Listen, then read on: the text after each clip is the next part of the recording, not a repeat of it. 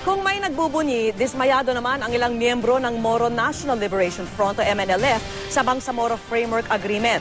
May agam-agam din silang baka raw pagmulan ito ng tensyon sa pagitan ng MNLF at MILF. Nakatutok si Lala Roque.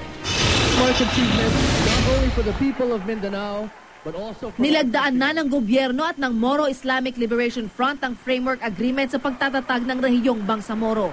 Pero kasabay nito, ang paglalabas naman ng himutok ng Moro National Liberation Front o MNLF. Sabi ni Atty. Emmanuel Fontanilla, spokesperson ng MNLF for Mindanao, isang malaking pagyapak ang Bangsamoro Framework Agreement sa 1996 Peace Agreement ng gobyerno at MNLF. Tila lilikha pa raw ito ng tensyon sa pagitan ng MILF at MNLF. Sana po wag namang pabigla-bigla na ganon.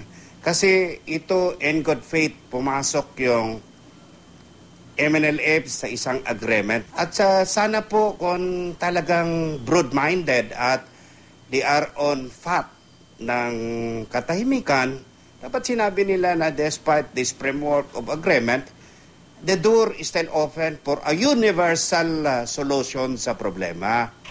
Di rin daw totoo na marami ang pabor sa bagong kasunduan. Katunayan, 6,000 tropa ng MILF daw ang magbabalik loob umano sa MNLF. Hindi nananakot ang MNLF kasi yung Pilipinas hindi pwedeng takutin yan. Kami ay nagsasabi lang ng katotohanan. Gayunman, hinimok ng MNLF ang kanilang mga miyembro na huwag gumawa ng gulo. Pagtitiyak pa ni MNLF Founding Chairman Nur Miswari na hindi sila maglulunsad ng anumang kaguluhan bunsod ng bagong kasunduan. I-advise na to ng grupo to refrain nga dili maghimog kasamok. Kaninang umaga, nagsumiti na ng report sa Organization of the Islamic Conference ang MNLF tungkol sa kasunduan sa pagtatatag ng Bangsamoro. Magsasagawa rin ng MNLF ng Peace Summit sa Davao City sa October 21 kung saan tatalakayin ang framework agreement. Tiniyak ng grupo na ang pagtitipon ay hindi pag-uugatan ng gulo. Sa ilalim ng framework agreement, ilan pang bayan at lalawigan ang posibleng mapa sa ilalim sa rehiyong Bangsamoro. Pero ngayon pa lang, tutol na ang gobernador ng Lanao del Norte na mapabilang sa Bangsamoro ang 6 na munisipalidad ng lalawigan. Dapat daw munang alamin kung payag ang mga residente.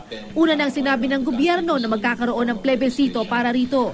Para naman sa isang local political analyst, di pa rin daw garantiya ang pagtatatag ng Bangsamoro na matitigil na ang mga karahasan sa ilang bahagi ng Mindanao. If I'll bite on that, medyo yung sinasabi ninyo na meron kayang mga ibang groups na mabubuo o meron kayang groups na mag-separate ng the process, I think it is plausible. Mangyayari yun.